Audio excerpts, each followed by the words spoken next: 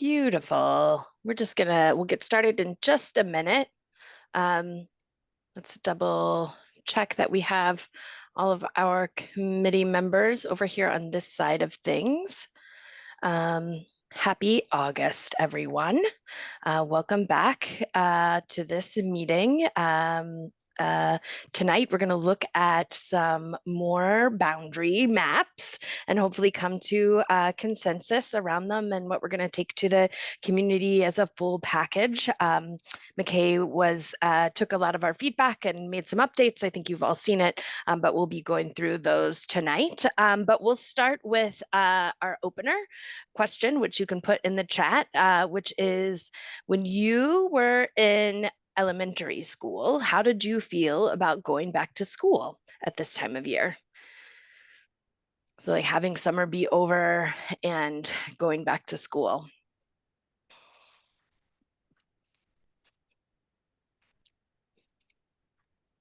You can put it in the chat and I will read them out. Nervous and excited. Yeah, always preferring school to summer camp.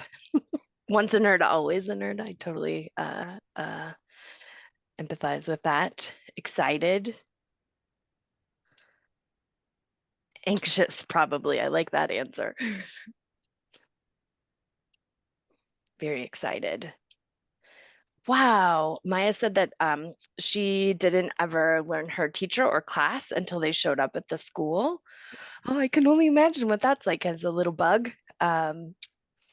Sarah Warren hated the summer and loved to go to school, getting new clothes and supplies. Yeah, the new shoes. I always remember the new shoes for sure.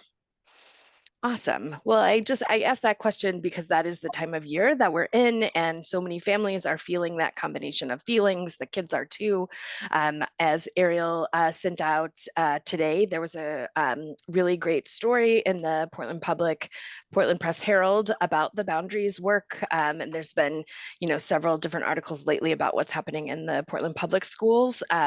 So I think that I've gotten a lot of calls today based on that article, and no, it's all good. People just like with questions and wanting to engage and understand, which is why we did it, right? So I just appreciate Ariel making that suggestion in the last meeting, and for the Portland Press Herald for taking us up on it and helping us get out more information to the community. So with that, I think you all got the agenda emailed, but we'll start with our elementary schools and then moved to our middle schools, and then look at some more forecasting. Again, we're gonna hopefully get to consensus around the package that we're bringing to the community. And then if we have time, we may spend some time brainstorming on any data that we might need to be able to think about implementation in our next meeting. So with that, I think I'm going to turn it over to McKay, unless Superintendent, there's anything else you wanted to add before we get in. Okay, awesome. Then McKay, you may take it away. Okay, great. Thank you. And good to see everyone. I'm going to share my whole screen. I feel like every time I try this, there's something new. Can everyone see my screen? Okay, great. All right. Okay, so we're going to talk through scenario 6. Essentially, this is where we landed last time, with taking into consideration some of your feedback. The main things here were to increase Reiki slightly if possible, decrease row slightly if possible, and we'll talk about that modification there, and then keeps the Grant Street community together. So I did want to mention, well, let's talk about this area. So this area here is east and south of the highway, would move from row to Reiki. I think we've kind of spoken about this area before, but that did increase Reiki slightly and gave row a little bit of relief. And then the other piece here that changed was the Grant Street community stayed at Reiki. which raised their numbers a bit right here, sorry, and lowered Ocean Ave's numbers. And so that was a point that I wanted to make sure everyone was aware of, that Ocean Ave's numbers go below 60%. The other changes have not been modified. This area here, just as a review, would go from Ocean Ave to Longfellow. This area here would go from Reiki to Longfellow. This area here would go from Reiki to Ocean Ave. And all of this area here in pink down here would go from Reiki to Ocean Ave. This area over here would go from East End, and this little bubble here would go from East End to Ocean Ave. And then this area here, not a lot of students, but this area would be assigned, is currently assigned to Reiki. They would be assigned to East End. Changes over here would be this area along Presumpscott's western border, Ocean Ave's eastern border would be popped out. And so this area would go from Presumpscott to Ocean Avenue. This area here to the north of Presumpscott would pick up students from current Lyseth. Those students would be reassigned to Presumpscott. And then these small areas in here, one area would be reassigned from Ocean Avenue to Talbot. And this area here is currently assigned to Lyseth. They would go to Talbot. And then this area to the north would go from Talbot to Longfellow. And so that's a look at all of the changes. The new changes are mainly down here and in this area. And this is not, we rolled back a change that we had tried prior based on community input.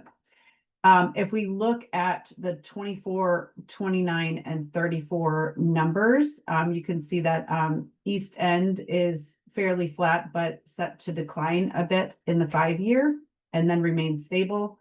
Longfellow fairly flat under this scenario. Lyseth fairly flat as well, with a little dip in the 10-year, which we want to take as a grain of salt.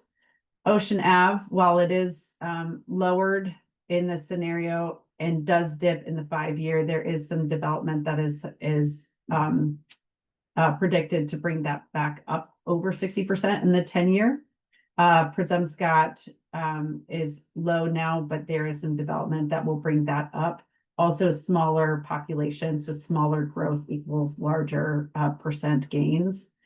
Reiki is at 75.6% in this scenario and is expected to go down 9 points in the 5-year and remains fairly stable after that.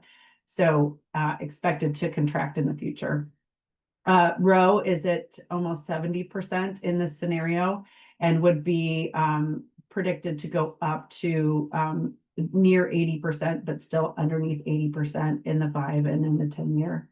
And then Talbot is predicted to stay fairly flat, a little bit of an increase in the 5-year and staying flat in the 10-year. These forecasts do take into consideration housing pieces, as well as your based on your current population in that live in a certain housing type. We look at the student yields that we think are going to come from housing on the landscape in the 5 and the 10-year outlook. It takes into consideration natural student mobility, so year-over-year grade change, and then birth rates, which are our best predictor for kindergarten. If we look at a comparative measure of the name of the school, you've got the current boundaries. This is if you did nothing, this is what you would be looking at. And we also have your demographics in here, which are economically disadvantaged. And then your boundaries. So we're looking over here kind of at the percent change. So these are the same current numbers that I just went over up to when we were in the map. So we're looking at utilization change. So East End would decrease by 5%. Longfellow would go up quite a bit from 56.9 to 76.2. Lyseth would decrease, Ocean Avenue would decrease, Presumscott would increase by 7.6%. And then you have a small increase at Reiki and 2 decreases at Rowe and Talbot. If you're looking at the percentage of economically disadvantaged, the change there, the largest change that you have is at Ocean Ave increasing by 8.9%. And you also have an increase at Longfellow of 5.9%. And then your decreases are at Presumscott. You've got a minor decrease at, sorry, I'm trying to read this, Reiki, and then decrease at Talbot and at East End. And so going the right direction, but again, we've talked about populations and how that economically disadvantaged population is a hard one to potentially distribute using geography. And so we've talked a lot about that piece. The priority was to is using feedback from the community, increasing Reiki, and reducing Rowe in the 5 and 10-year statistics. The overall impact, and this did not include a strong analysis of Peaks Island and Cliff Island schools, but we recognize that they are on the landscape, just not involved in these boundary shifts. Yes, Annie, I'll pause before I go on. Actually, let's bump back to Ariel. She had her hand up before, so I'm let's go sorry. her and then to Annie. No, that's okay. I was just waiting till you got to the end to ask for questions. So go ahead, Ariel, and then we'll move to Annie. Thank you. I actually have two. And McKay, could you scroll down to the third page of this PDF? I was confused because the way I'm reading it, it looks like 66 kids are moving from Lyseth to Longfellow, but I think it's a move from Lyseth to Presumscott. Isn't that right? That's the area that my neighborhood is in that we've been talking about, that little yellow change area. Yes. I'm gonna have to go back in here. I want to make sure that I have this right, because I did not think that that population was that large. So let me go back in there and double check that piece for you, because that's a larger population than I had thought. And when I do these change pieces, I'm looking at I'm using a certain template with the lines of these are essentially the school that they are assigned to now, and this is the school that they would be reassigned to. Let me double check those numbers, and I can double check them here as well. I just don't know about that piece. Yeah, I mean, I don't want to hold things up, but for me, it would be super helpful before like signing off as a final thing on this scenario on the maps for the elementary school, to be sure that we know exactly how many kids are going to be impacted. So I don't know if it's going to be possible to reconcile that before the end of the meeting, but I guess that would just be like something I'd love to see. Yeah, and I can do that. I can do that pretty quickly. I can unshare my screen really quick and do a double check on that one to make sure that these numbers are matching up, if that's all right with everyone. Yeah, that sounds great. I can maybe give you a little bit of a break with my other question, which was, I was just curious, not to put you on the spot, Boyd, but do you have any thoughts specifically about how all of this looks for East End? Because it's definitely going to be, some impacts for your school. And since we have the benefit of having you as a school leader here with us, just curious if there's anything you wanted to throw in. I mean, it doesn't switch like the socioeconomically disadvantaged piece significantly, but it's hard to with the large housing developments we have, Munjoy South, Kennedy Park. So by reducing the utilization, even I think it's 5%, I'm hoping we'll have some slight impact for our students. But the big one is a change, I think, for East End is going to be all going to the same feeder school. And we're going to talk about that in the middle school piece. So I think that's kind of probably going to be, I mean, some parents are going to be a little surprised by that, but I'll tell you, I think more will be happy because They're always worried, you know, kids are losing peers, etc. And some people are going to say it's so far away. I mean, it's straight up Washington Avenue. It's not a million miles away, but it's just going to be a mental change for people because they're so used to going to King. Thank you for asking, though. Appreciate Thank you.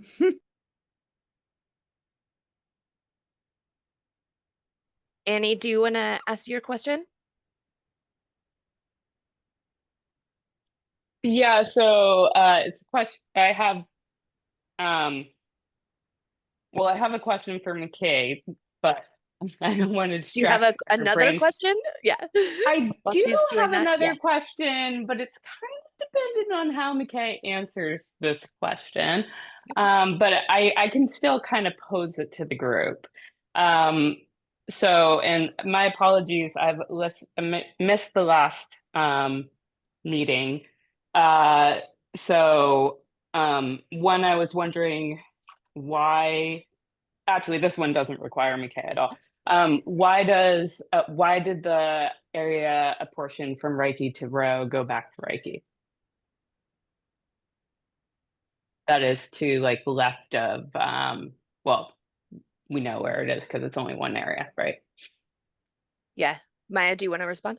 I'm pretty sure it's because there are a few developments coming down the line in the Row neighborhood. Yeah, okay. Gonna have a population increase That's effect. what I figured. Yeah.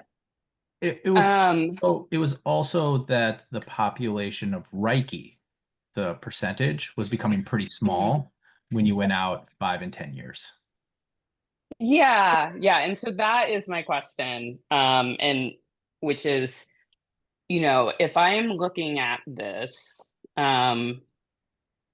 just based on what is predicted for next year, if these changes are accepted, you know, I am honestly like disappointed about the limited impact to Reiki. And so I am wondering, but seeing these 5-10 year predictions gives me a lot more hope for our school.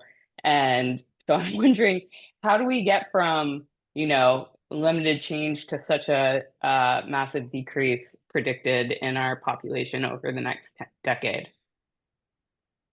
And I can jump back in unless anybody else wants to tackle that. And before we get to that, because I do want to tackle that, I would really appreciate a chance to reproduce the impacted students because that is incorrect. The largest impact is actually, it's my template. The largest impact is going from Ocean Ave to Longfellow, and that's where you see that large number. So I do want a chance to re-output that. I can output that and have that for you right after this meeting. And I appreciate you calling that out, Ariel. As far as your question, Annie, on Reiki's decrease in the 5 and 10 year, I can answer that by looking at, if you remember, we did we look at each of the attendance areas by grade and by grade group. And so looking overall, I'm going to pull that up so that I have it in front of me and we can talk about whether that is, that could be a bubble of either your mobility, it could be development or lack thereof.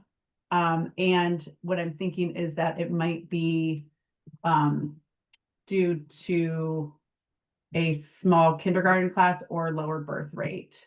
So I'm trying to pull that up so that I can bring that in front of us, and that will help us answer that. Usually when you have a small, if you have a small kindergarten cohort, that's going to percolate through, right? Because you don't have a ton of gain or loss in your mobility, your natural mobility. I would be very surprised if it was a small kindergarten, unless this is based on the current administration's immigration policies and what's predicted to happen. But looking at the map right now is I see that our two most challenging demographically schools have experienced limited impact to their populations, whereas the two most I would argue privileged schools are just kind of shifting their populations around. And reading back the Portland Press Herald article, it reminded me of like, what was the motivation for this whole project, which was to improve equity by demographics. And it seems like I've realized it's a lot harder to do than I thought, but it's it's it's a hard pill to swallow to see that Reiki has like kind of just increased a little bit. So I have to And hope that these predictions are right. yeah, and they are predictions, right? They are our Right. best predictions. And the other piece of this is that paradigm shift of, we're talking about resident students. We're not talking about enrollment, right? Enrollment is your policy. So our best predicted indexes are going to be on your resident population. And so what is happening here? So you've got your historic student residents here in Reiki and your current students. And this is as of October of every year. So this is October of 2024, October 23, 22, and 21. And so what you actually have is a higher first grade in 2021 that didn't percolate completely through, but you did have a pop up in 2024. But this lower cohort behind it is having a bit of a drag. And then you've got these two really high cohorts from 22 and 23 that are going to continue to percolate down the line and give you a boost, being replaced with essentially not as many coming in on the kindergarten side. And so part of this is a mobility thing. Part of it is having a bubble in your system that essentially you've got this high bubble this year, residence-based, and that is going to continue to slowly percolate down. And so that's why you have in the 2029, it's fairly, it's much more stable here, but the big loss happens in the next, for residence-based, is predicted in the next 2 to 3 years, based on your residence population. And that also could be driven by, again, we have a residence-based population. So this could be more mobile students that are harder to predict, right? We can't necessarily predict where students are going to come onto the landscape when you have a higher mobility piece. But that's what you're seeing on the constraints of Reiki declining. Okay. Did that help Thank you. answer the question? Yeah, I mean, it's hard to know, right? Like, so many things are up in the air for our student population right now because of what countries they're coming from and their legal status. So it does seem plausible that we'll have the decline. The other question that has come up for me a lot from other parents and staff members at Reiki is, and I know we have talked about this, but what is the distribution of the McKinley students? Because I know traditionally a lot of them have been going to the East End in Reiki. McKinney-Vento, sorry. And I can't do that necessarily on the fly, but I can get those numbers to administration, or at least percentages, and they can decide whether they want to share that. Thank you. Yeah. Thank you, everybody. Good questions. Damon, go ahead.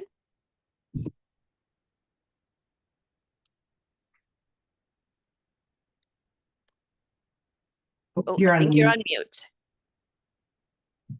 Sorry about that. Yeah, just to get Annie's questions and build on some discussion from last time, I think it would be good to mention that there have been significant changes to the land use code in the last couple of years through Recode, LD 2003 implementation, and then we have another big change coming in a couple of years, LD 1829 changes, and what these all will probably lead to is additional growth off peninsula especially if single families and family housing, and hopefully, if it all works out correctly, would be more affordable housing in different places. I think part of the uh, hard thing to do here, as we've worked through this, that's become even more apparent, is the challenge of where the people are and where the schools are is not ideal in many ways. So we're trying to work around that, and other we could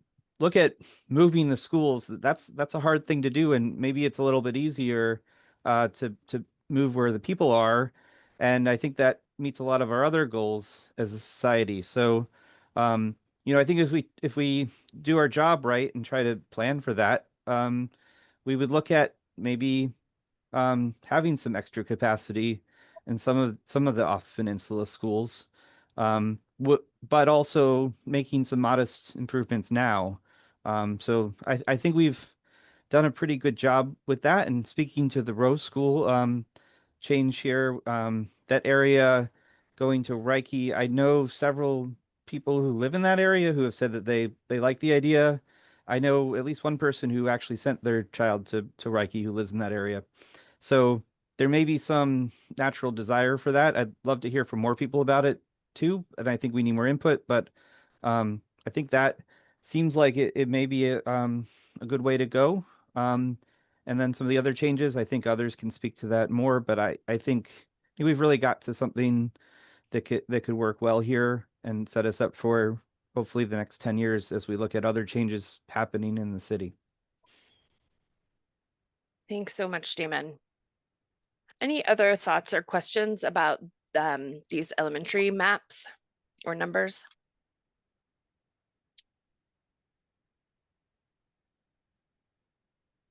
Okay. I do think it's important to be able to look at that impact graph before we do. Yeah. So I'm just wondering if maybe, McKay, we might move into middle schools and do middle schools, and then yeah, see, I could maybe do the implementation conversation a little bit, if you could work on that, and then we could circle back to it. I'm not sure what timing will look like, but I think we can. Yes, I think I can reproduce that very quickly. It won't be as pretty, but the reason why it's wrong is because I tried to make it look pretty. So my apologies Okay. on that one. That's all right. I can reproduce that because the report is already out. I just need to do the pivot table correctly. So I'll have that for you. Do you want me to go through middle school or wait for that and you take over? Let's finish with this, and we can start to talk about implementation if that's okay with everybody else. And then we'll move to middle schools, so we can finish this up. So if you want to go dark, McKay, and do your thing, and you can just let me know when you're done. And okay, I think it's going to take me less than 5 minutes, but I want to make sure that it's right.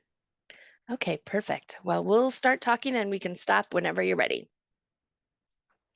And superintendent, are you okay with that plan also? Just starting to talk about, okay, great. And I have the Miro open and we'll be taking notes there. But the next meeting that we have in September, in September, this is still August, will be around the implementation plan of this. So that is inclusive of things like, how does this affect siblings? Does this start in the 2026 school year? Is it effective for all students immediately?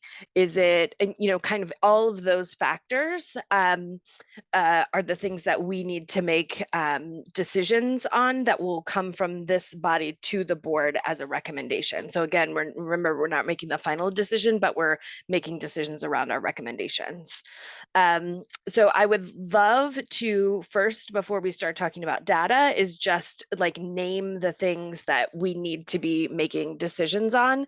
And you can use kind of like any of our conversations over the course of this year that we've been meeting. I just named some of them, but I'd love to hear kind of like the things that you're thinking about when we think about implementation. What are those things? And you can just come off microphone as I'm taking notes. Sarah, so that people can see your notes, do you either want to share your screen, or do you want to drop the Miro board in the chat? Yeah, I can do that. Let me do it to everyone so that folks at home can also see if they want.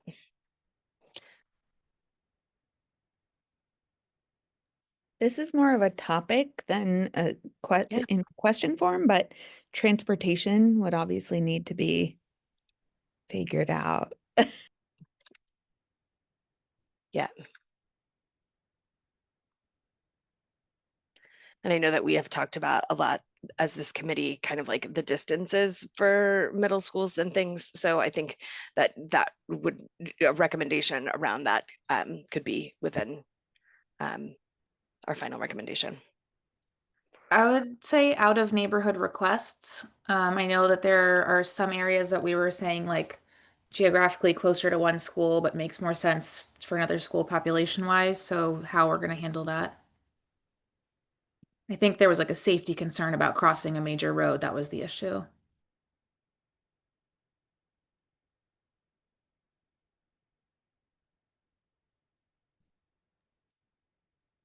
Great. Keep going. I'm wondering about two things. I'm wondering about what, if any, policies need to adjust around placement and support for McKinney-Vento students. And what, if any, adjustments need to happen around locations for pre-K and specialized programs.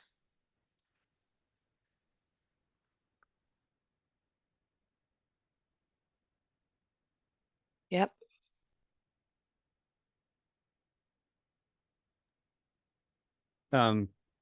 For students that live in one of the areas that's changed in assignment, it'd be good to decide what do we do about legacy students and siblings, as far as, are they allowed to attend their current school, at what cutoff point grade wise? I know that there's discussion of it being maybe fourth grade and higher, continue at their current school, or decide to change. So those are questions that need to be wrestled with.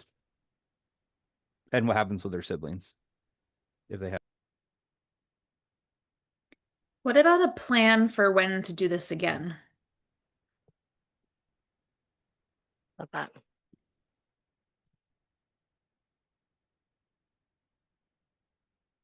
Is there anything else? Yeah, Kate. Just highlighting what Maya just said. You know, is there a way not just to do it again, but to take a look at some of the assumptions as we're going along, right? Every 2 years, are we off base? Are we trending off base or on base? So we don't get completely out of whack, you know, by year 8. So some mechanism to be tracking that and watching it.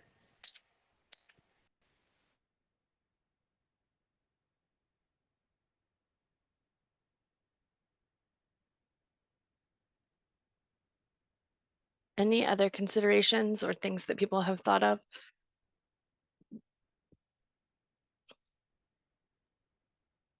I assume there's going to be some people who will petition to stay at their school regardless of decisions we or that are ultimately come to. And so what's that process going to be like? Is it going to be different from the current petitioning process?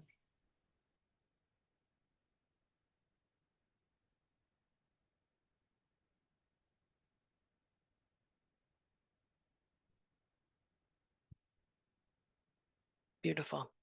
It's a pretty good list. Oh, and McKay is ready. So let's let that marinate in the back of our head, that that list that we just created. And so then we can come back after we do middle schools to think about any kind of data sets that we might want to make those decisions the next time. McKay, go ahead. Thank you. And thank you so much for catching that error. My apologies. This was due to an older template that I had, which pushed the names up in the wrong, and I was pulling over numbers. So my apologies for that.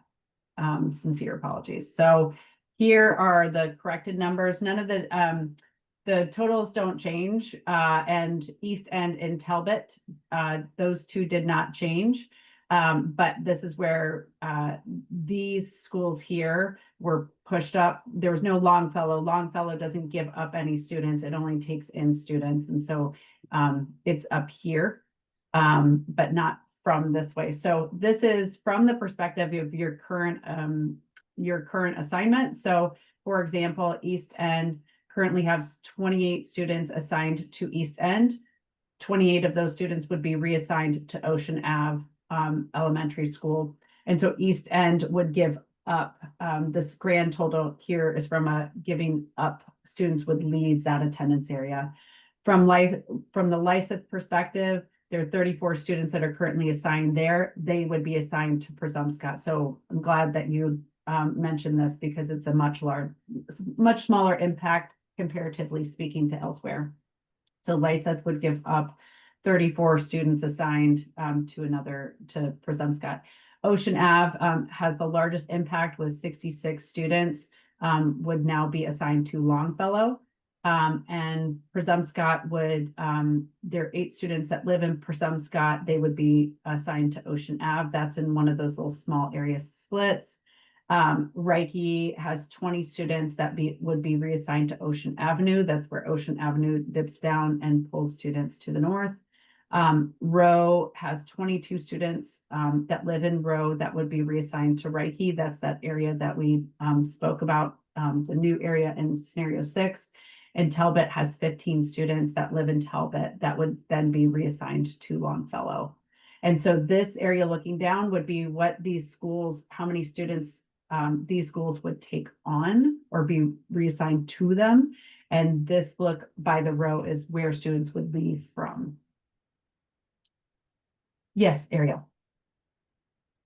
Thank you so much. And it definitely helps that the grand total is still the same because that just, yeah, that like I just wanted to make sure there weren't like a lot of hidden students being impacted that we didn't know about. But so just to be clear, and I'm pretty sure that I'm interpreting this correctly, but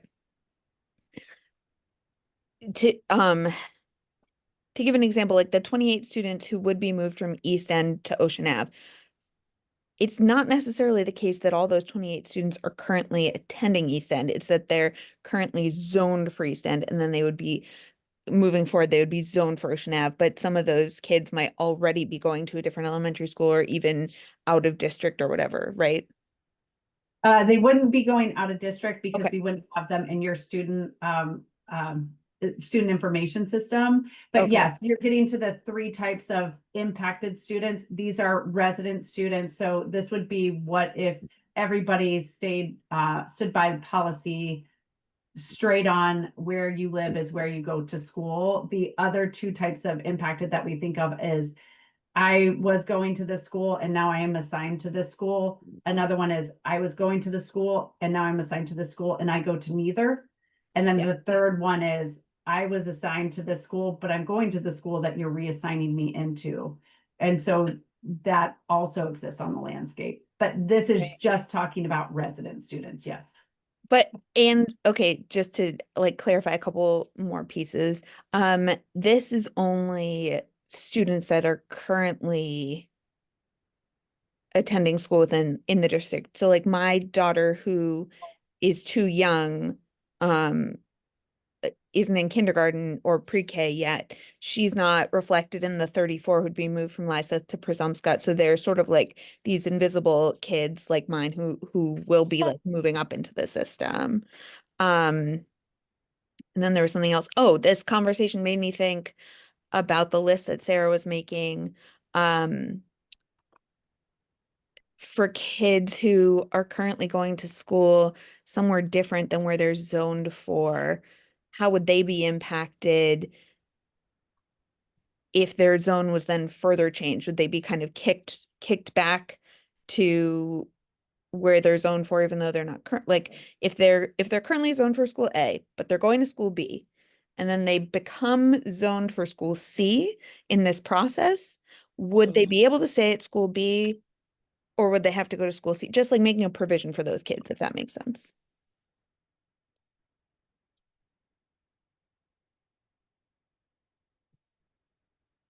Yeah, that makes a ton of sense. I'll capture that in the list. Other questions about this chart or thoughts? Okay, then if you could you put the map back up, McKay? The full map, the first page, I think.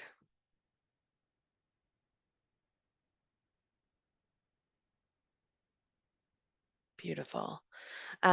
So then I think it's makes sense for us to do a FISTA 5 to see if we are comfortable moving this forward to the next stage, which is, you know, taking this to the community to get further feedback based on the projections and the kind of like the small changes that we've made so far. Does everybody here remember how to do FISTA 5? I just want to make sure that we've all been doing it lately. So let me just remind folks that a FISTA 5 is a way to build consensus, and I will put out a statement. The statement will be that the elementary boundaries are ready to go to the community for another round of feedback. And if you, I will ask you to raise your hands or raise your fingers at that time, and then you will vote with your hands, either a fist, which means that you block the consensus totally and you disagree, or you do one, which is I'm not going to block it, but I'm hesitant. Two is a little bit more support, all the way up to 5, which is full support of the statement. And we'll see where we are. Our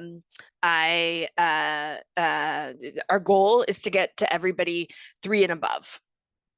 And I'm seeing a couple things pop in the chat. Let me just make sure that I'm not missing anything. Yeah, so superintendent just put in the chat that we will take these maps also to school leaders to get feedback around any capacity changes, you know, kind of like what we just did with Boyd, only in a more formal way, just to make sure that that feedback is incorporated and that we get it. And then let's see, will we have the answers to the questions on the list before we present to the community? I believe that we should, because the community conversations are happening in October. So we should be able to have our recommendations hopefully done in the next meeting and then take those to the community as well. But superintendent, what are your thoughts? Or if you wanted to speak on something totally separate. No, I wanted to voice in on that as well. I think that there's a mix of questions that we just generated, some of which would be staff answered, right? Of how many students there are, that kind of thing. Some of them are policy recommendations that this committee is empowered to make. And so I think part of it will be about this committee and about whether or not they have a recommendation. So I wouldn't expect that all of those answers will be things delivered to the committee, but instead things that the committee will need to wrestle with. And so to your point, Chair, that September meeting could be really in the how do we want to handle this? Yep, thank you for that, those thoughts.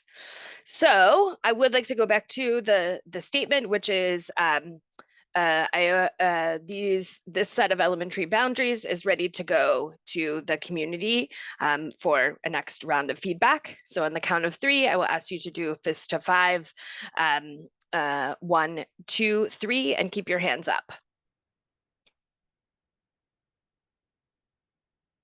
Thank you. And just double check. Okay, so we have just about everybody. Annie, and everybody can put their hands down. So the majority of the group is 4s and 5s, but Annie is a 2. So Annie, I would invite you to share your number and if there's anything that you would propose changing that could get you to a 3 or higher. So the only reason why I am not a 1 or block is because of this potential for demographic change, or not demographic change, but the decline in utilization over the years. But that is a prediction. And so what would get me to a 3 would be if we could also propose in these recommendations that if these declines don't happen, that we revisit changing boundaries again sooner, or that there is some extra capacity provided to these high need schools?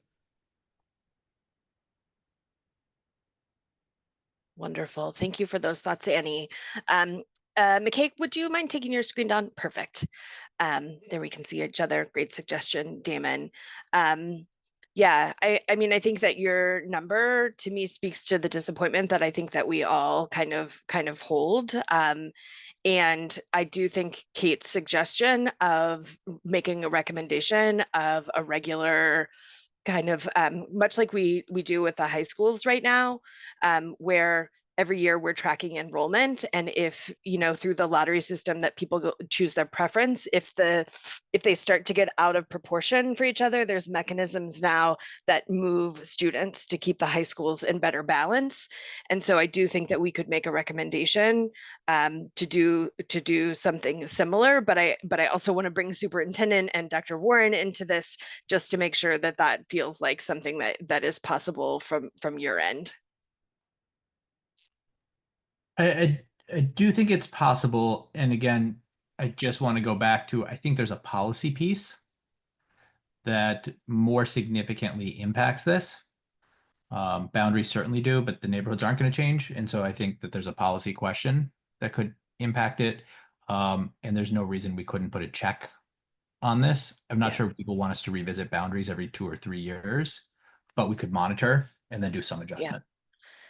I'm also wondering, I think with transportation comes a conversation about school start times, which I know sometimes has impacted where we put students. And I do wonder if, that could be part of the recommendation. That's a big body of work, and I know that Dr. Warren is working on that, but I do wonder if that would help bring down some of the Reiki numbers around there, through thinking about a different way that we're putting certain students. Damon and then McKay.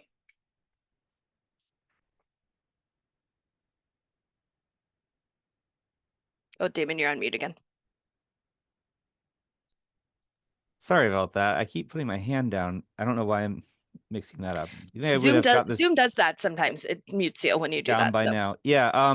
So anyway, I was saying, I think first of all, the point about school start times is really good, and that should probably be on our list of things to make decisions on.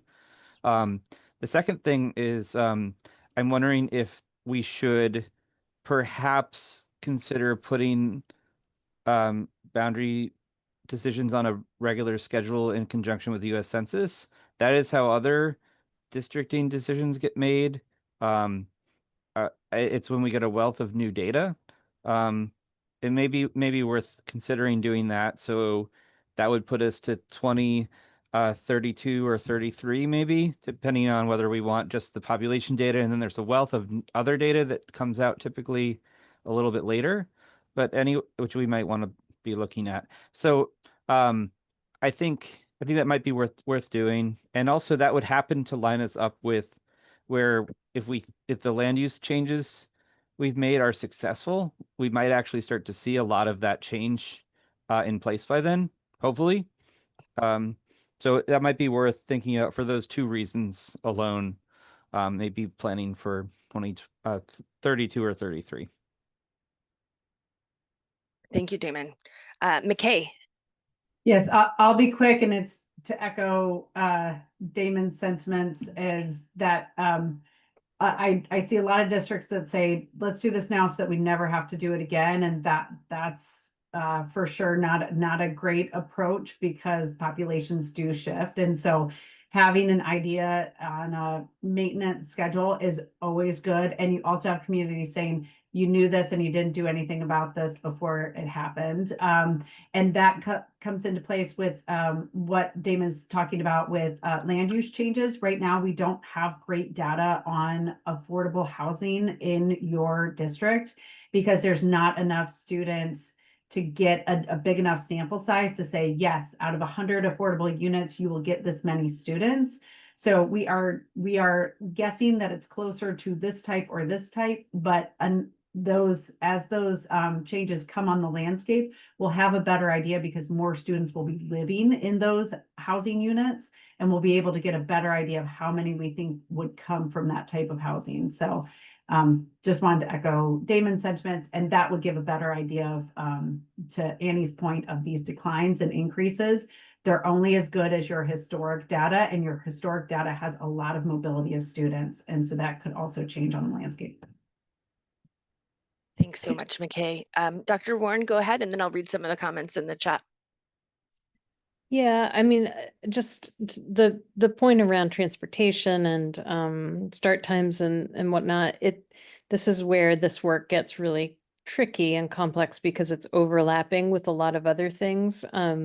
And we have just begun that process of initiating, well, it's been done in the past, but we are now revisiting things like scenario planning around what different start times could look like, what different walk distances for students could look like. So if we change the policy from 2 miles for middle school students to walk, and we shorten that, what does that mean for our transportation? If we were to put students on Metro at the middle school level, what would that mean? So all of those are things that we're now starting to dig into and research and do sort of mapping and scenario planning around. And that the conversation around start times has to be a part of that. It's a major part of that because obviously how we schedule schools and whether we continue to have 3 different bell times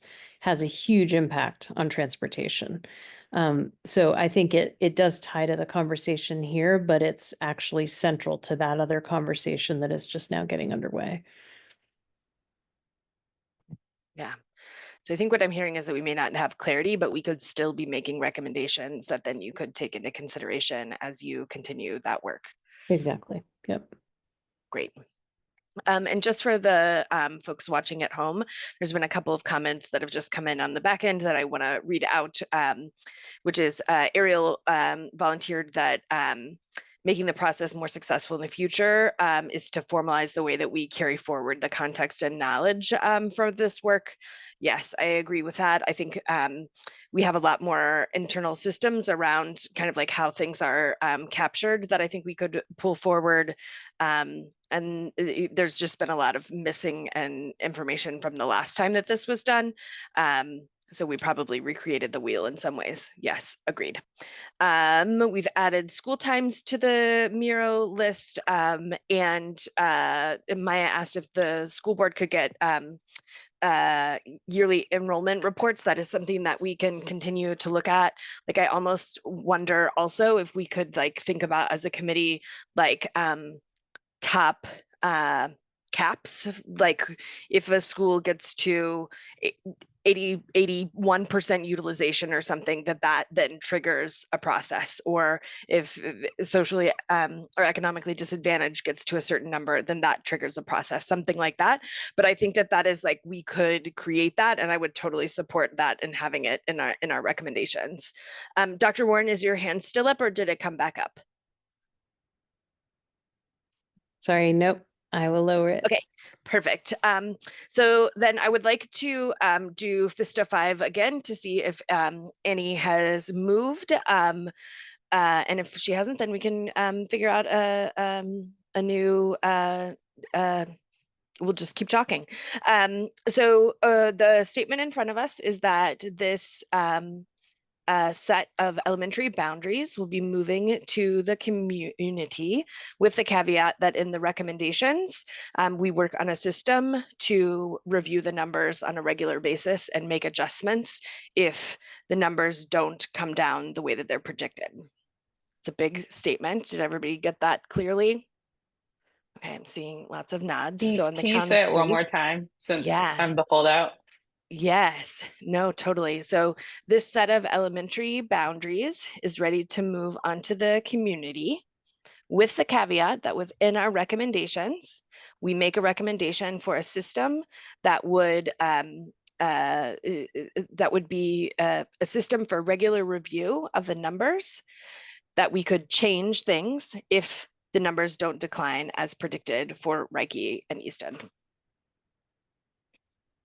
Okay. And Yes. Sarah, would you like me Yeah. to share? Maya had a question about sharing the percentages. Is it all right for me to share my screen? Yes. Sorry, that Yes. was more, I was responding to Ryan. I'm sorry. That was just about Oh. future school board stuff. Gotcha. Sorry. Thank you. Perfect. Great. Then let's count to 3 and we'll do a fist to 5 again. So 1, 2, 3. All right, we did it. We got to consensus, so that is ready to go to the community. We've got good notes about for our next meeting. So let's shift into middle schools and see if we can get there in the next 30 minutes. All right. Share. Okay. All right. So the pieces here were to let me try to remember and revisit this one just for you all here. Okay. So we really took the perspective from a feeder perspective on this one because your feeder system was a bit rough beforehand. That might have been driven by transportation or whatever piece it was at the time, but not necessarily super clear for community. So we did want to keep in mind percentages of students at each school to try to even that out as much as possible, and then feeder systems. Those were the goals of this one. So what happened in this scenario, this is MS scenario 6. We have this area, if you remember, let me just bring this here.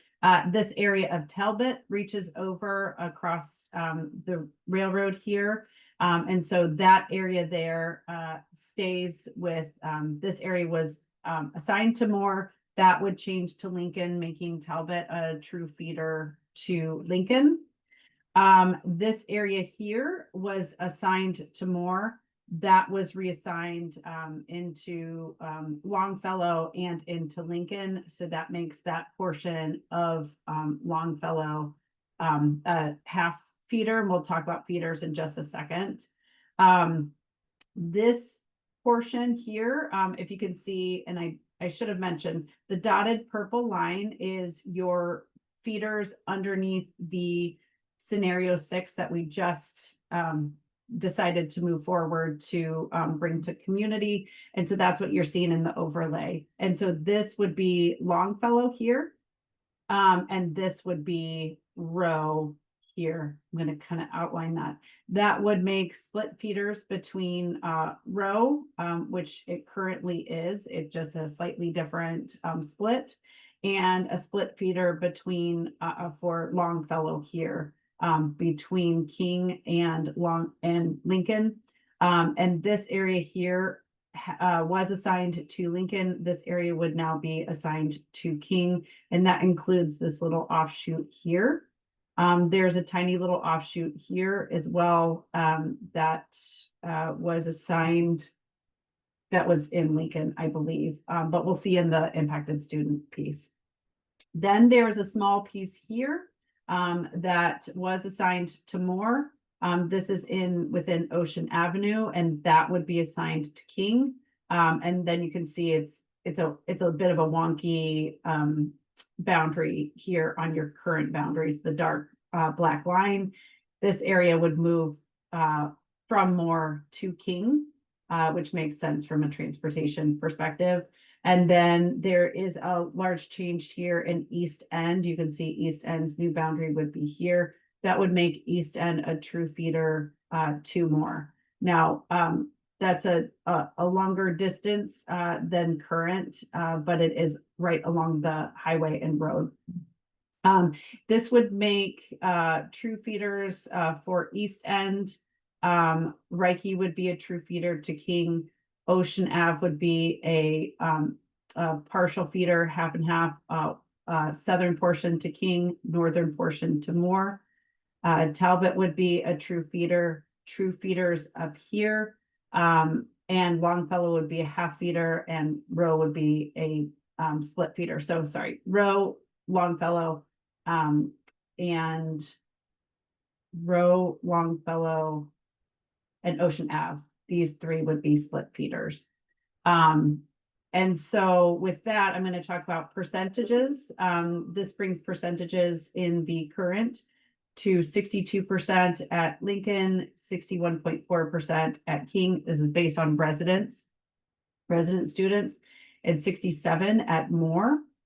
If we look at what that looks like in comparison, your current to your scenario 6 boundaries, you've got your utilization at King being at 71 currently, Lincoln at 60, and Moore around 60. Those would go down. King would go down to 61.4 for a 10% change decline. Lincoln would increase by 1.5%, and Moore would have the largest increase to 7.4%. If we're looking at economically disadvantaged, King is currently at 71.7%, Lincoln at 51.5%, and Moore at 46.4%. Residence-based change, King would go down 7 points to 64.6. Lincoln would increase 2.3% to 53.8, and Moore would increase by 7% by ending up at 53.3%. The priorities here were to keep the splits at a minimum, and now you have splits at Longfellow, Ocean Ave, and Row, and balancing utilization. The total students impacted is 146. If we look at how those 146 were affected, the largest impact is from King. There are 89 students. This is mostly in the East End portion. Currently are assigned to King would be reassigned to Moore. Lincoln would have 19 students currently assigned to Lincoln that would move to King, and 2 students currently assigned to Lincoln that would move to Moore, or be assigned to Moore. And for Moore, there's 6 students that are currently assigned to Moore that would be assigned to King, and 30 students that are currently assigned to Moore that would be assigned to Lincoln. So this is the number of students that King, Lincoln, and Moore would be reassigned to. And this is the students that these schools would lose, essentially. Yes, Kate. Yeah, McKay, is there a way, I guess when I'm looking at this, the grand total of 146 is a pretty low number. What I'm trying to think about or be thoughtful about is the transfers that we have that are low numbers. Like I'm looking at the Lincoln 19 and 2, and then Moore sending, I may be reading that backwards. Moore sending 6 to King. I'm only thinking about that because we were trying to move to sort of full feeder schools or half feeder schools. You know, you have 2 kids moving from Longfellow over to Moore. Those kids are going to be socially isolated. So we were trying to sort of have bigger group, or I think in my mind, I was trying to have bigger groups sort of stick together as a cohort if we were going to move them. I know this is super complicated, but I'm just looking at it. Those are the numbers that concern me a little bit when we carve out small pockets of students and move them, just because of the cohort issue. Yes, and so let me talk about those pieces, because there are, and again, we're talking about resident students, and so there's this tiny sliver that goes on the other side of the road. These students are currently assigned to Lincoln, and they would be reassigned to Moore, keeping essentially safety in mind, and also that would be the Longfellow feeder. And so if you had these 2 students going to Lincoln still, you would actually keep a tiny split that splits your current area splits these students off from Ocean Ave. And so you currently have a very tiny split there that we're in actuality changing with these updates. So your current boundary is this black line, right? And so these students are currently assigned to Lincoln. Under this, they would be assigned to Moore. And so there is a chance, again, I don't know, because I don't have those two kiddos in mind, but there is a chance that they are already transferring Moore because they don't want to cross the highway there. And I can talk about the 6 as well. Yeah, can you talk about the Deering Highlands? I've heard from some people there who are going to get pulled from going Longfellow Lincoln to Longfellow King, and they would be sort of split from Friends. So just trying to understand that better. Yes, and that is because when you have the population down here, if we were just to look at your current splits, and we can look at the splits table in just a second. But your current splits are, this is a much smaller population than this population up in traditional Longfellow. And so the idea here is that you have a better split, that more kids are split more evenly than isolating a small group of kids that have been with their cohort for, you know, K to 6 or K to 5, and then are going to a different middle school. So that's what this area was looking for, is also you needed to increase King's numbers because you've also lost a good population here. These students were assigned to King and now they are assigned to Moore. And so King, that puts King too low. And so you do need some way to pick up King's numbers. And where do you do that? This is already a good split between Rowe and but for Rowe between Lincoln and King. But we've created a new attendance area potentially to go out for comments from the public in Longfellow. And by creating this new attendance area, you're essentially, if you're going to split that population, this is a better split for Longfellow because in looking at the distance of the schools, it's a slightly better population split for Longfellow. And I can go down and look at the splits if that's helpful. Look at what you have now and what you would have with these two scenarios together, if that's helpful. I think it would be. Yeah. Perfect.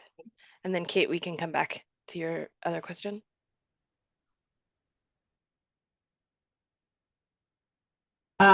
So this is your current splits right now. You have East End is currently 63%, and this is from the perspective of elementary school. So this is elementary school kids and the percentage that would go into each of these, not a perspective from the middle school. It's just a different way to look at it.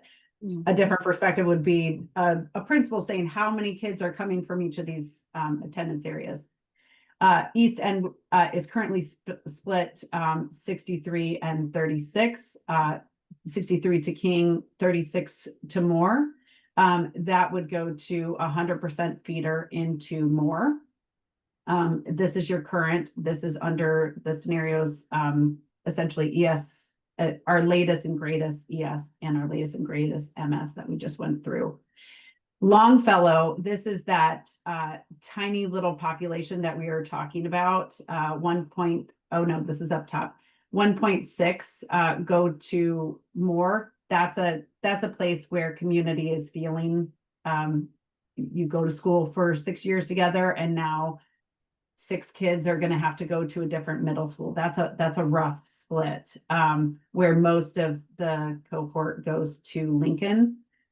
That Longfellow split now switches, and it is a bigger split than here. It eliminates this tiny split here, going to Moore. It does keep a majority of the cohort going to Lincoln, but if it didn't take into consideration that that area that you were talking about, this would be into a potential of a very bad split where you have a very small, you have a much smaller percent going to King. This brings it up to a 70-30 split, which is much better. Okay. And then Lysith, Lysith is at 100% and would remain at 100% into more. Ocean Ave has this 58.5. It's got that 0.6%, which is, I think, that area that is on the other side of the highway.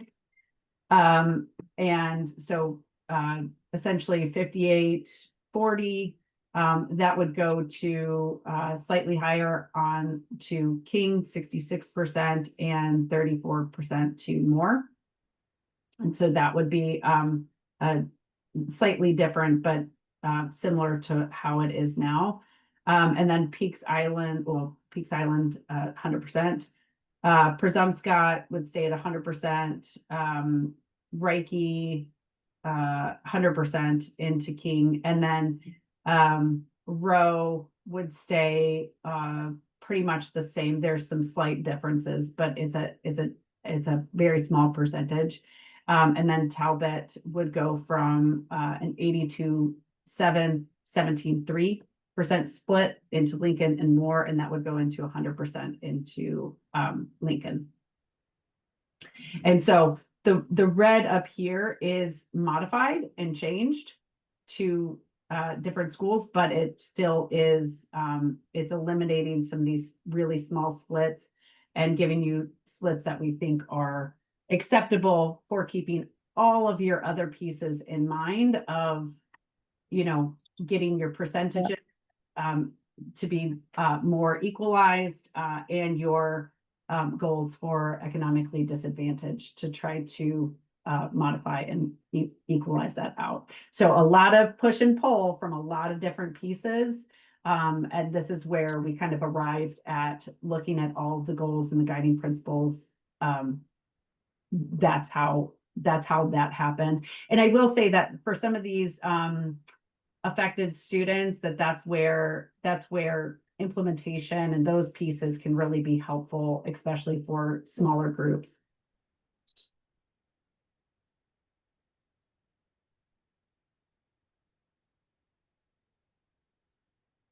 Sarah, we can't hear you. There's a question in the chat that asks where the road change is. Would you be able to highlight that, please? Yes. Let me bring in. Oh, hold on.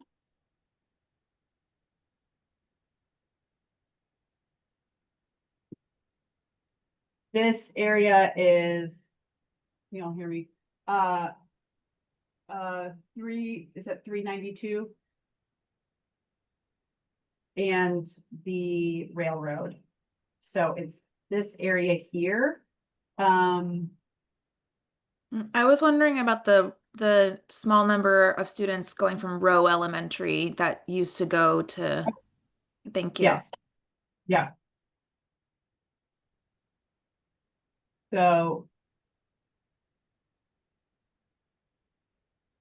this area here is along the Highway 9. Stevens Avenue. Yes, sorry, thank you. Yep. And that would be going from King to Lincoln. This area here would be going from Lincoln to King. Yes. Thank And you. that kind of off on these offshoots here off of the road. Beautiful. Thank you for highlighting that. There's a statement in the chat, and then I'd love to hear from Lauren. So Ariel flagged the biggest downside to her is that the kids from East End who are being moved to King won't be able to walk anymore, but it seems like an okay trade-off. Lauren, what would you like to add? Sure. Yeah. I'm in that unfortunate Deering Highlands group that now has moved out of Longfellow, but I will say, McKay, if you can zoom in, In terms of like at least providing the neighborhood feel. This little sliver, like Woodford's is technically what feels like the boundary point for Deering Highlands. So I feel like, and I don't know how many kids that changes, students, but for me at least, like it seems like that should also be inclusive of the like King, the group that's like going to King. And even looking on this map, my house is like directly in the middle of the split line. But either way, but I think like in terms of like that neighborhood feel, if you went from Stevens, like you did the Woodfords from Stevens to Forest, I mean Stevens to Deering, that's like very much like still part of the neighborhood. I think, am I getting, you're talking about this area south of Yeah. this whole I don't know area? how much that changes things, but that like does significantly change. Like my house is like is now actually on the Lincoln side, it looks like, but like there's 6 other kids that are the same age as my kid that are on the King side, and we're like, a walk, less than a block away from each other. And like this little square, this little rectangle is very much like quote unquote like our neighborhood. Gotcha. And I'm happy to look at that Yeah, like I don't know if that changes study areas and like the ratios, but if we're also prioritizing neighborhood feel when making this shift, Yeah. you might have some more community going to King. Yeah, agreed with Woodford being a natural line there. And while McKay is working on that, Damon, go ahead. Yeah, well, I'd say I agree with that. That's a much more natural line. Did want to mention that one thing somebody had said to me was that it felt like the change in Deering Highlands did take some kids farther away from being able to walk to school easily. But there's no perfect solution here, and keeping the age the cohorts together better, I think is worth some trade-offs probably. Love to hear more from the public on that, especially from people who live there about it. But it does bring it up from what is a 70-30 split to something a little bit closer to maybe, I don't know, 35-65, I would guess, but I'd like to see the numbers. But yeah, so with all of this, there's push-pull, which is why we ended up with some of the maps we did. So I think that change does make sense, though. Thanks, Damon. Bill, go ahead.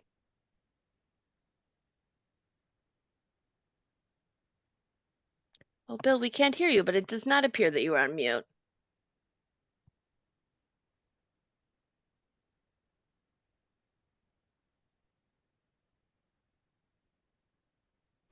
Is that better? It is. All Thank you. See, someone shuffled around the home office, and took me a while to even find the right camera. I'm pretty on board with the elementary school plan, but some of the middle school plans, I know it's hard to have neighborhood middle schools because there's only 3 across the whole town.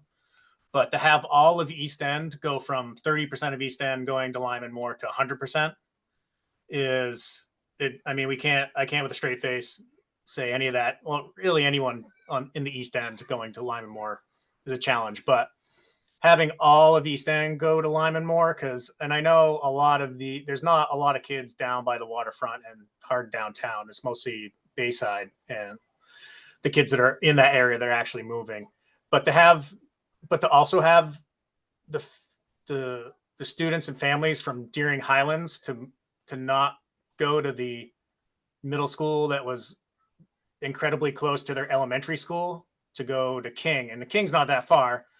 But to have all the kids go, I'm less sensitive to not splitting the schools, because I think kids are incredibly resourceful, and they'll be making their own cohorts wherever they end up. But I'm having a hard time with all of the East End going to Lyman Moore, and then have Deering Highlands move from what essentially was a neighborhood school to then go to King, even though King's not that far. This is how I'm feeling. Yeah, thank you for bringing that up and naming that. And yeah, Lauren was right. If you're going to put Deering Highlands at King, it would Woodford Street's really is like the natural boundary.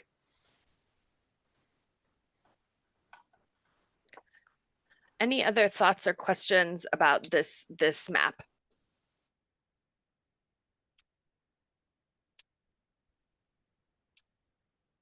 Yeah, go ahead, Maya. I echo what Bill is saying, and I also feel a little sensitive to the area that we highlighted, that area that would change those few streets at Row. It is just also so close to Lincoln. And it seems kind of like squiggly and weird, so I just was a little thrown off by that. But I mean, I think the middle schools are in such a tough spot with our current transportation uh, policies of, the 2 mile walking thing. And when you have kids that are so close to Lincoln and can walk in a relatively safe fashion to Lincoln, that gives me some pause if we're gonna have to send them even further to go to middle school.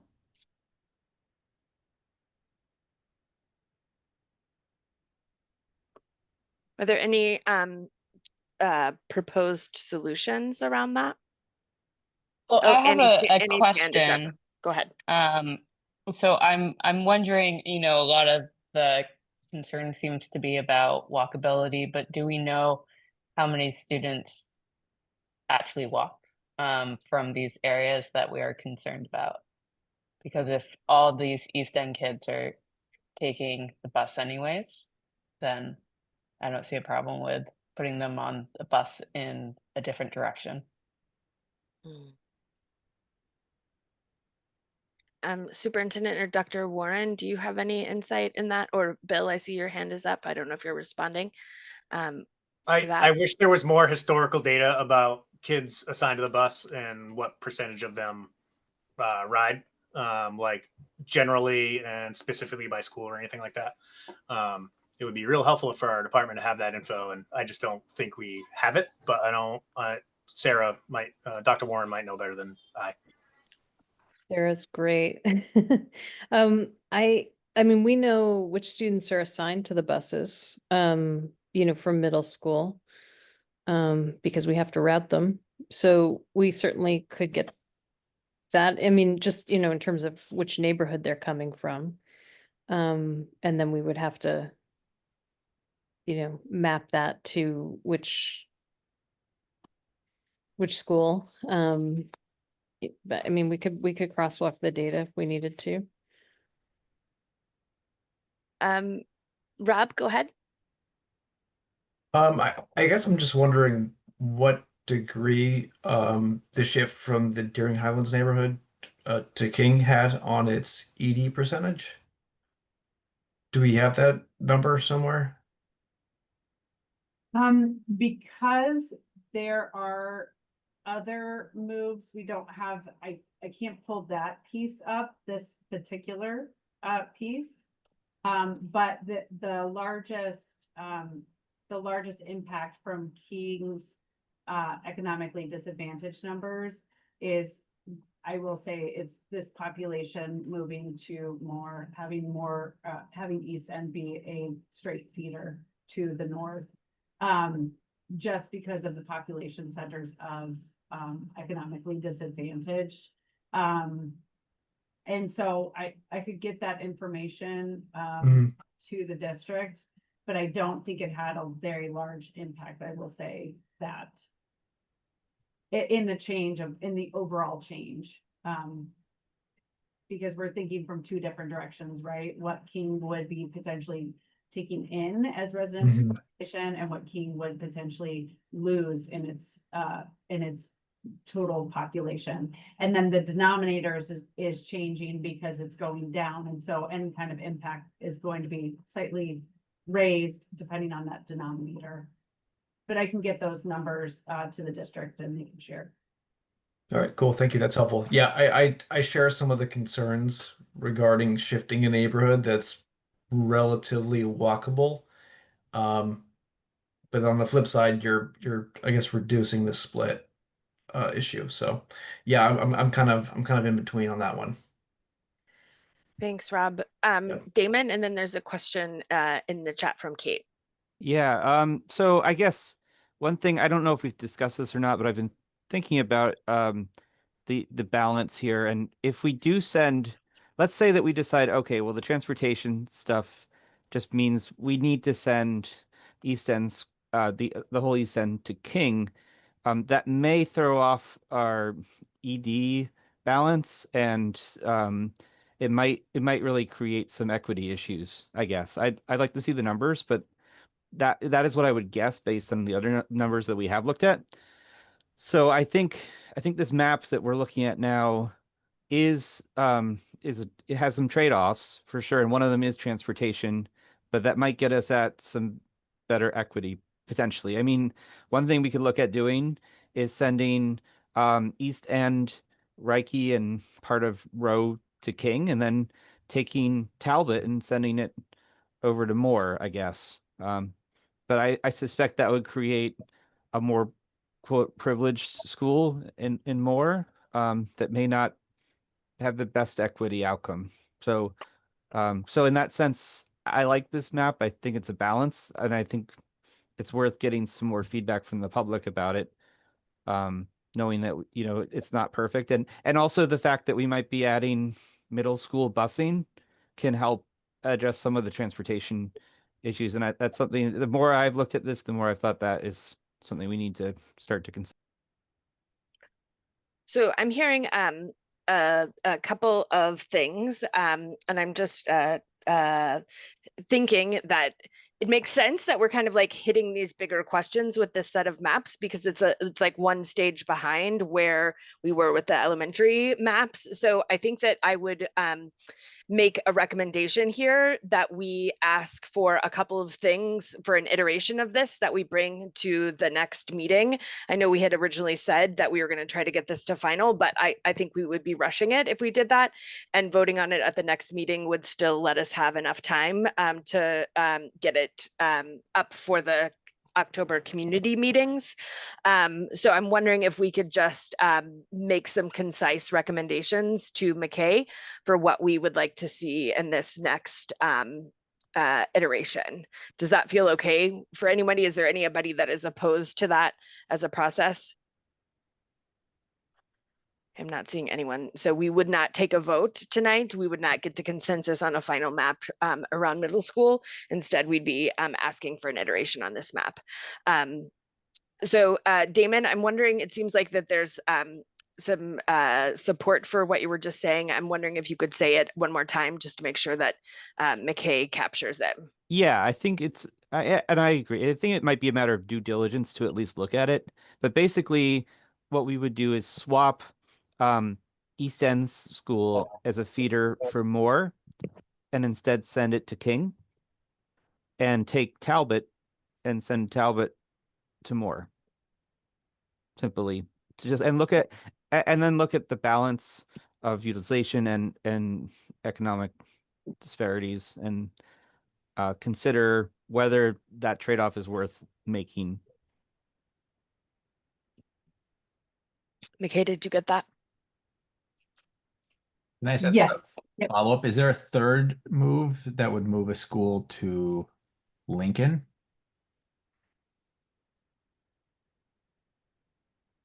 Because you're moving Talbot out of Lincoln, right? To Moore.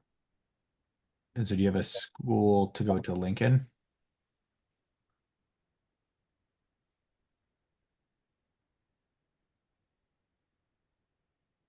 Could 100% of Row go to Lincoln? Yeah, that was, I think, what I was starting to get at.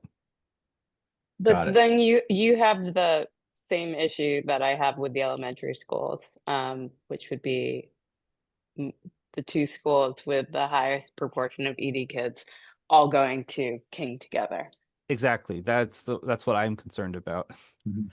And so I think at the end of the day, yeah, we can look at this, but then if our major concern is about letting kids walk to their schools, then we need to make sure that they are actually walking to school.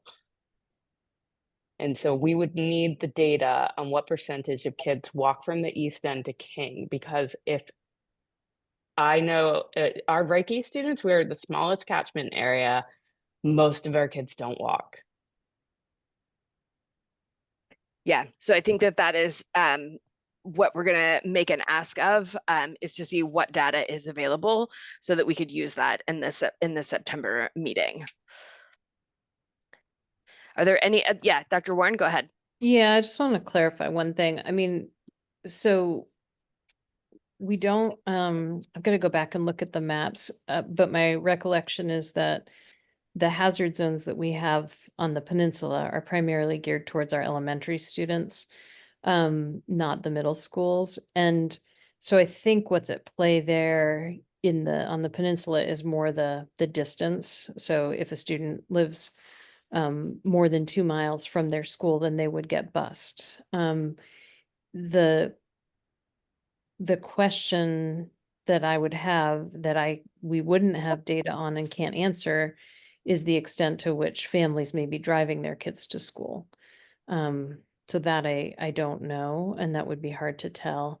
And then I just want to make sure that, just a point of clarification, because I heard reference to busing middle school students earlier. I just want to make sure we're clear that the conversation that we're starting to have is around whether we get middle school onto Metro or not. There are students already getting bused at the middle school level who live beyond that 2-mile range.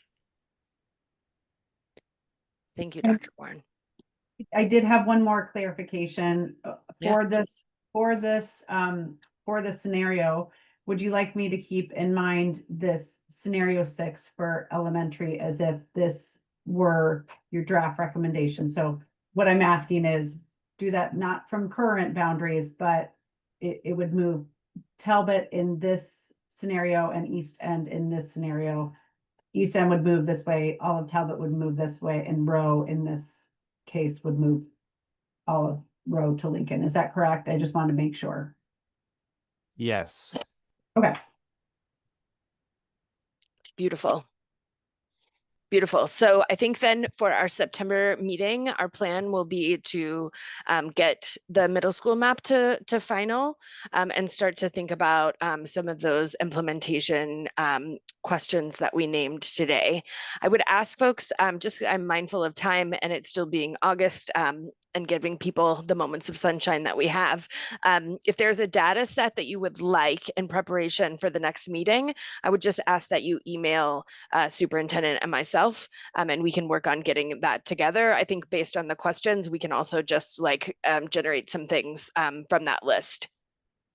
Is there anything else that needs to be said before we end the meeting tonight? You guys are continued to just be really incredible. So thank you for all of your thinking.